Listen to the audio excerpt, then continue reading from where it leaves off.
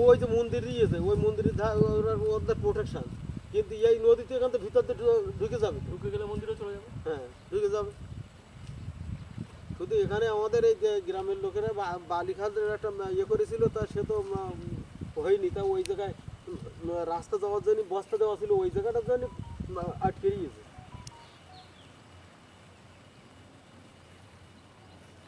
এখানে 6টা পিলার আছে আর দুটো চলে গেছে 8টা, তাহলে এই যে 10 ফুট কি 12 ফুট অন্তর অন্তর পিলার, তাহলে কতটা ছিল এবার অনুমান করা যায়? কটা গেছে 8, মানে ওইটা এইটা দুটো গেছে আর এখানে 6টা।